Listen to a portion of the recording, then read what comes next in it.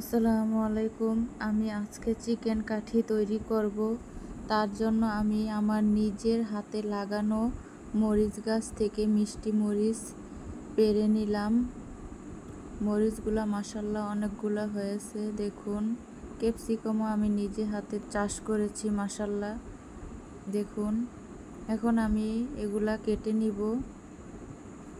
কেটে নেওয়ার পরে সবগুলা একসাথে নিয়ে আমি চিকেনগুলা মাখিয়ে নিব। চিকেনে আদা বাটা, রসুন বাটা, লবণ, হলুদ, গুঁড়া মরিচ, গোলমরিচের গুঁড়া, জিরার গুঁড়া অল্প একটু দিয়ে এখন ভালো করে মেখে কিছুক্ষণ রেখে দিতে হবে।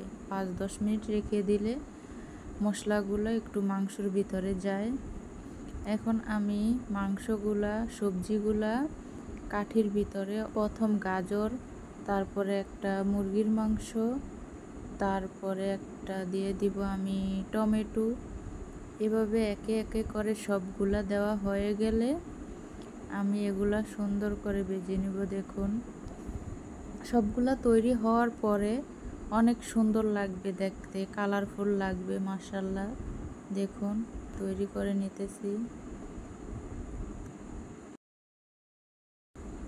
আর আমার এই ভিডিওটা আমার মেয়ে করে দিচ্ছে। আমার মেয়ে মাশাআল্লাহ 6 বছর, ও ভালো করে ভিডিও করতে পারে না, তারপরও মাশাআল্লাহ সুন্দর করেই করে দিছে। দেখুন, এই যে দেখুন এবার কত সুন্দর কালারফুল। আমি এখন 2টা ডিম ভেঙে নিব। প্রথমে একটা নিয়েছিলাম, ভাবছি যে একটাতে হয়ে যাবে, পরে দেখি যে না, হবে না। তারপরে আরেকটা ডিম নিয়ে ভালো করে ফেটে নিলাম। ফেটে নেওয়ার পরে আমি ডিমের ভিতরে একটা একটা করে দিয়ে, প্রথমে চামচ দিয়ে দিতে চাইছি, হয় নাই। তারপরে আমি হাতেই সুন্দর করে অল্প অল্প করে এর উপরে দিয়ে তেলের ভিতরে ছেড়ে দিব। তেলটা আমি আগে থেকেই একটু গরম করে রেখে দিয়েছি। এভাবে অর্ধেকগুলা দিয়ে আমি হালকা আঁচে উপরে ঢাকনা দিয়ে রেখে দিব প্রায় 5-6 মিনিট। 5-6 মিনিট পরে আমি উল্টে দিয়ে আবার আমি এগুলা 5-6 মিনিট ঢেকে রেখে দিব। এই যে দেখুন, প্রায় 5-6 মিনিট পরে আমি এগুলা কাঠি দিয়ে উল্টে দিতেছি। খুসনি দিয়ে দিলে হয় কি, মানে তাড়াতাড়ি কাজটা হয় না, এই জন্য আমি হাতেই কাঠিটা নেড়ে দিয়ে দিলাম। এই যে আবার আমি 5 মিনিট ঢেকে রাখবো। এখন কিন্তু আমার এই চিকেন কাঠিটা মাশাআল্লাহ ভালো করে সিদ্ধ হয়ে গেছে, অনেক সুন্দর ঘ্রাণও এসেছে, খেতেও মজা লাগবে। দেখুন, আমি এখন একটা একটা করে উঠে নিতেছি। উঠে নেওয়ার পরে হয় কি, আমার রুমে সস ছিল না।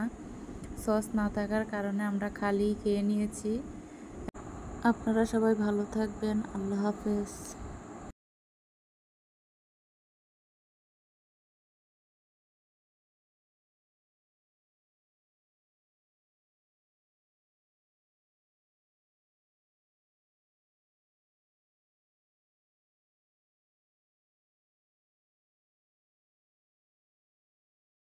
আল্লাহ হাফেজ।